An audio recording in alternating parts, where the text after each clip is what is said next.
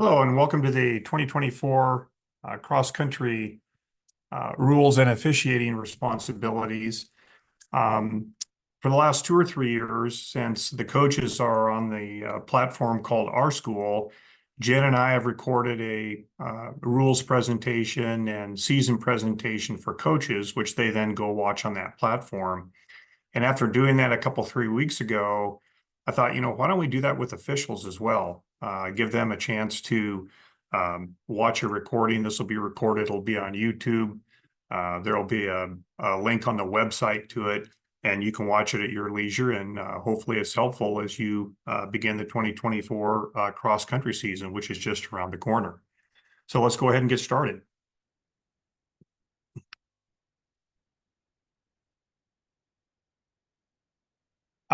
Last spring, when we were doing the rule changes, if you remember, we looked at Rule 8 and Rule 8, which is the National Federation rule that governs everything in cross country.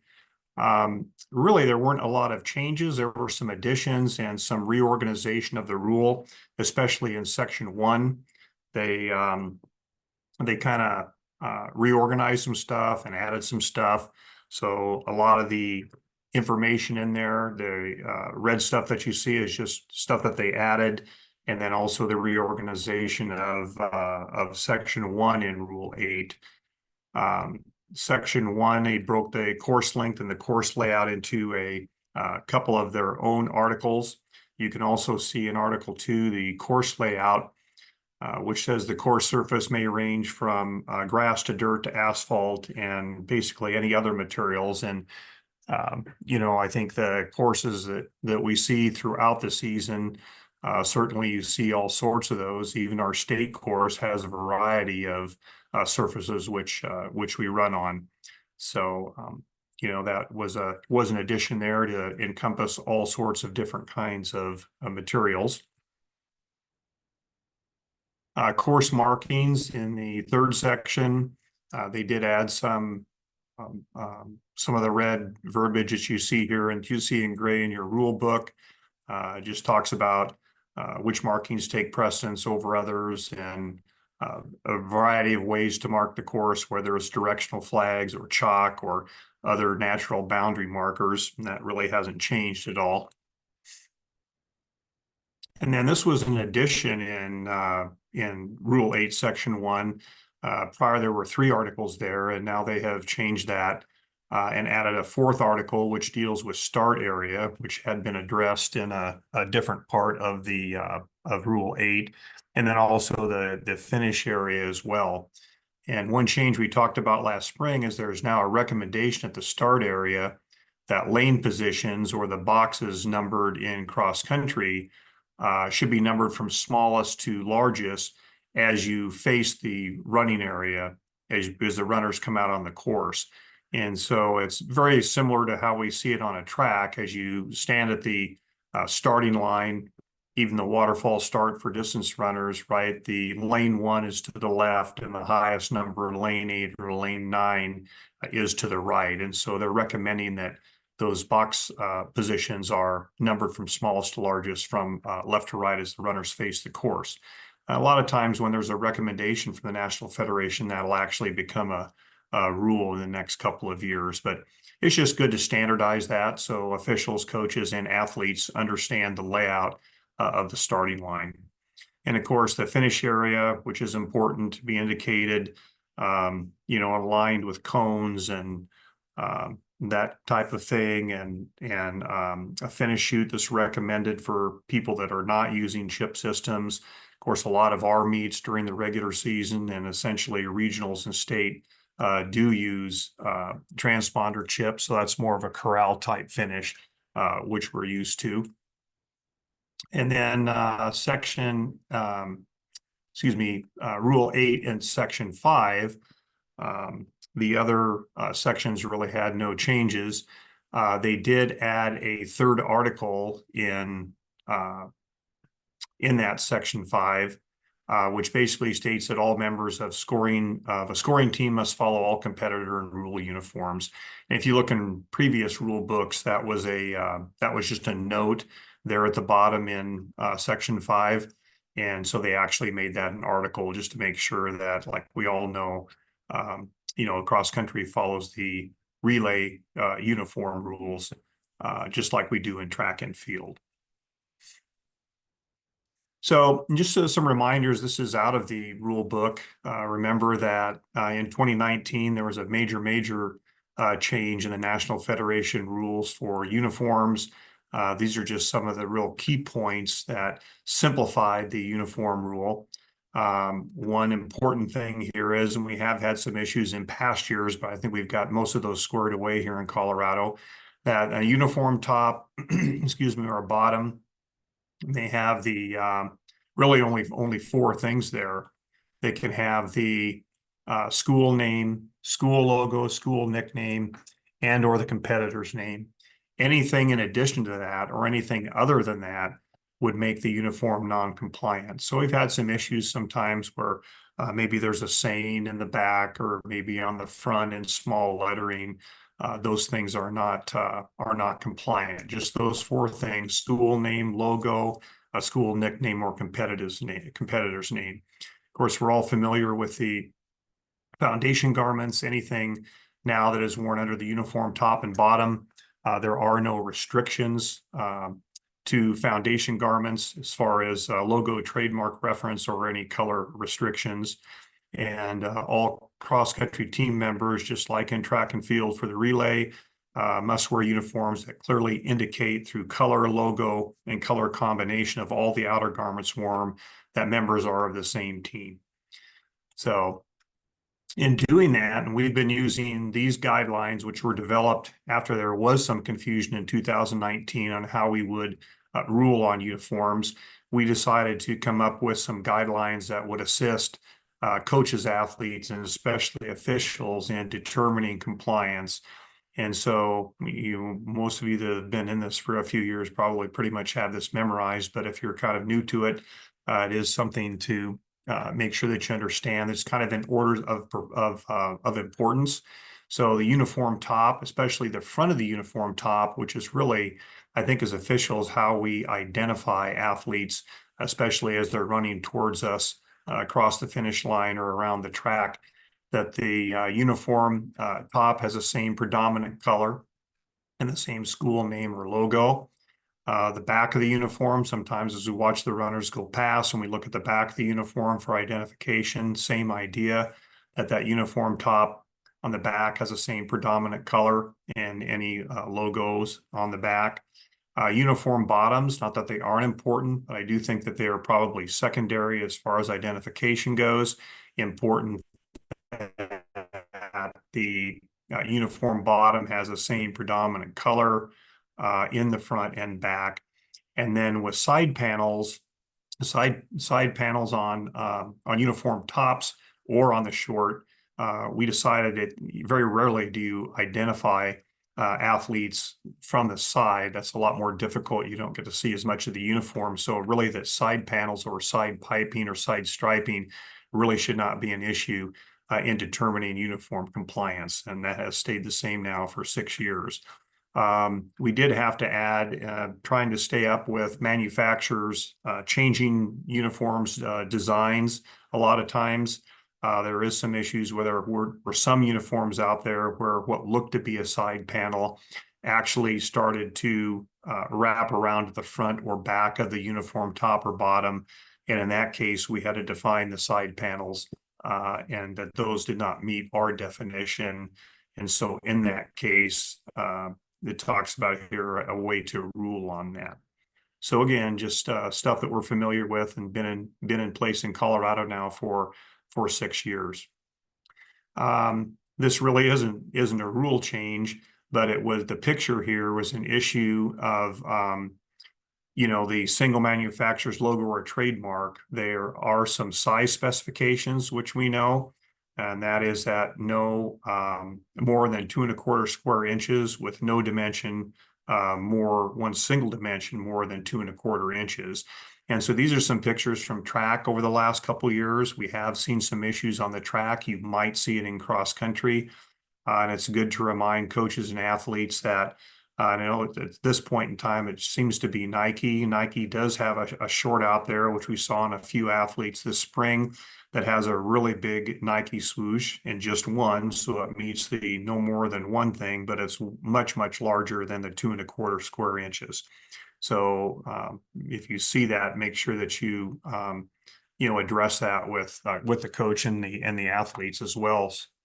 The other is that you can have no more than one, and this Nike bottom actually meets the size requirement, easily the 2¼ square inches or single dimension 2¼ inches. But there's one on each leg there. So, have the athlete make that compliant. Next time you see them, they can black that out with a black permanent marker, and they can decide which leg they'd like to have the Nike swoosh on. So there's a couple things that we saw in spring the last couple of seasons that we kind of want to keep an eye out for cross country as well, especially before those athletes come to the regional meet, because that's where it becomes very important for the uniform compliance at regionals and state. If you happen to be working regular season meets, which I hope you're busy this season, the games committee or the host school, they actually have they could decide what can be worn in excess of the actual uniforms at the meet. I find it highly unlikely that schools will actually do that. But for regional and the state championships, we do, and this is in the bulletin too, it was in the coach's presentation as well. The games committee for CHSAA that governs regionals and state championships have this list of items which athletes may wear in addition to their uniform. Sunglasses are fine; they can be worn by competitors anytime. Hats are also permitted. They just must be, recognized athletic wear. No floppy hats or ornamental hats. Baseball caps, athletes should probably use for sun protection to keep the sun out of their eyes. So those should be worn with the brims facing forward for sun blocking, not allowed to be worn backwards. Gloves can be worn by competitors at any time, not an issue. Any hair devices to control the hair is permitted. That can be hard or soft, could be headbands, hair clips, bobby pins, ribbons, barrettes, etc. Any of that would be fine. There are some teams at times you will see, and we see this at regionals and state as well, which is fine. A lot of the girls teams will wear kind of team bows or decorative bows. Those are permitted, but there is a size limit to it, which is no dimension of the bow greater than 3 inches, maybe worn in the hair, but as long as it meets that standard, it is fine. And this is right out of the rule book as far as head coverings for religious reasons. That's in the National Federation book. They are permitted. They must not be abrasive or hard. They must fit securely and fasten to the head or uniform to remain in a fixed position. So that has been the same for several years here in Colorado. Providing aid is a little bit different and is permitted, is much more flexible in cross country than it is in track and field. We start our cross country season with what looks to be pretty warm weather most of the time, and that's certainly the case in the weather we're having currently. And so you'll see a lot of schools that will not run the traditional 5,000 meter race. They'll actually cut that distance down to 3,000 meters. I've even seen it 2,500 meters just because of the heat. And they certainly are encouraged to have aid stations at the start, out on the course somewhere, and at the finish, and most of them do. However, in the event that you're officiating and meeting, there are not aid stations out there, coaches are permitted to provide water for their athletes out on the course, as long as they don't interfere with other competitors during the race.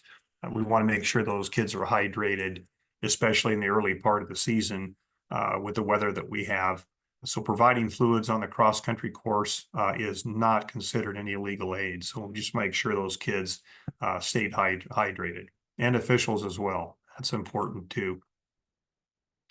There are several things when officiating a cross-country meet that should be emphasized. And the first one would be these responsibilities would include coordination with the timing system operator. You know, to become familiar with how the system works and so on. So that's one thing that you want to take care of when you officiate a cross-country meet. The course itself, and just some knowledge of the course. There might be some issues with the course that need to be um, uh, described to the athletes before you start the race. You know, how it's going to be led and how it's marked and those sorts of things. The start, you know, coordinating the start with the timing system operator is always something you want to make sure that you take care of. And obviously the finish as well. That becomes a pretty important area as those runners cross the finish line. So let's start with coordination with the timing system operator. Um, you know, one thing that's different about our cross-country season and our state qualifying procedure in cross country is this very different from track and field. So most every meet that we work in the spring is a avenue for athletes to qualify for the state championship. So that's why we have the 4 required certified officials to make sure that the venue is compliant by the rules and that the meet itself is run according to the rules, so that there is as a level of playing field across all meets that are going on that particular day for athletes to have an actual legal qualifying mark. A little bit different here in cross country because during the regular season, there are no opportunities to qualify for the state championships. That's just one meet. And that's those regional meets, which I'm sure many of you will be working later in the season that week prior to the state championships. So at those meets, we do require 4 certified officials, and we'll be talking about, we'll actually do another video for regional meet officials that will describe what's important and what duties you have at those meets, because there are some things that are specific to the regional meet itself. During the regular season, however, you know, depending on the size of the meet, you might be the only official at a cross country meet, the only certified official. So, you know, you'll be pretty busy. If you're working with somebody else, even with a couple, depending how the meet layout is or the course layout with the start and the finish, you might be able to work the 2 of you going back and forth. But in either event, whether you're by yourself or working with other officials, one person definitely should go introduce themselves to the timing system operator, who's ever the head, whose ever system it is, and just make sure that you have an understanding, have them explain to you what their primary system would be to determine order of finish, and what their backup system, or do they have any backup systems in case the primary system fails, or maybe a chip isn't read, or whatever the case may be. You know, so it's always good to find out, you know, how they're tabulating the team results, what's the procedure for breaking the team tie. You know, those systems that they use, they time lots of different kinds of races. So there's a lot of settings on those systems. So you want to make sure that the settings are for national federation settings for unless the host team is doing something different in team scoring. But team scoring for college meets is different than it is for high school meets, especially the tie-breaking system. So make sure that you know, make sure that you understand that system. The other thing, when you look at uh, order of finish, is that any electronic method should prevail over any manual method. So quite honestly, as a backup, I don't know, I've seen some meets that maybe use a chute to try to put kids in order, or hand them popsicle sticks and that type of thing, which is fine. That may be an appropriate backup. But if you can't determine anything from the backup, the primary system, that electronic system, should be the main system that determines final order of finish. And we'll talk some more about that here a little bit later as well. The other thing with the timing system operator is to make sure that you communicate whether you're starting or you have a crew that's starting. That's a timing system, how they'd like to coordinate the start with the starter. They may be at the finish line, and that may be a long way from the start. So maybe you have to make sure that they make their way over to the start. They certainly may start it from a distance, but just so you know, you definitely do not want to start the race without positively knowing that the timing system operator knows you're getting ready to drop that flag and shoot that gun. So the times are as accurate as they can be. Um, in addition to coordinating the finish line and official contacting the meet director to discuss the start, or even just making sure you show up early, find out if the teams have assigned boxes, how many runners they expect to be per row, those types of things. And if you have a fellow official, might just have to determine that. Sometimes there's limited space in those starting areas at meets, and sometimes those boxes are squeezed down pretty tight. It's certainly nice to get 4, possibly 5 athletes in the front row of their box, but sometimes it might only be 2 or 3, and then you might have to stack them in there several rows. So as long as each team is being treated the same way at that starting line, and they all have the same number of rows, and they can put no more than what you determine is safe at the start, then make sure you communicate that with the athletes and with the coaches. Um, it's one thing too, if something kind of doesn't go to plan, those coaches are going to come find you as the official to explain, why you did what you did in those cases. The course, cross country's uh, difficult to officiate because you really don't have eye contact there with all the officials watching all the athletes because it's so spread out, especially over 5,000 meters. But you should know something about the course, just the basic layout, so you know where the start and the finish is going to be, how far apart those two things are, and talk with the meet director, or a lot of times that would be the head coach that really knows that course and laid it out on, are they going to have marshals out on the course? Is it going to be led by a bicycle or a golf cart or some other motorized guide vehicle? How is the course marked? And those sorts of things, so you kind of know ahead of time, because once kids get out onto the course, there's really not a whole lot that you can do as far as they might come running past the finish again or whatever, but at that point in time you might have already made your way over to the finish. So just some familiarity with the course, how it's going to be marshaled, how many people they have out there, it's good to know. The finish is always a pretty crowded area, and they hopefully have that flagged off, and a lot of times spectators are down there, which is fine. Going if you happen to be the only certified official, it can be a challenge to get from the start and back to the finish, then back to the start. So really, if you're just a single official, and I've done that several times during a regular season meet, you just basically just do the best you can do. And sometimes you have to leave the finish a little bit early after maybe the first several runners are through the finish line, just to go get the next race set up at the start, which is fine, because somebody needs to be over there at the start as well. You may also need some extra help at the start, especially if how are you going to recall a race with the recall distance of 100 meters? So you might have to grab somebody else to kind of help you to maybe shoot an additional gun if somebody falls, or keep your fingers crossed if nobody does fall.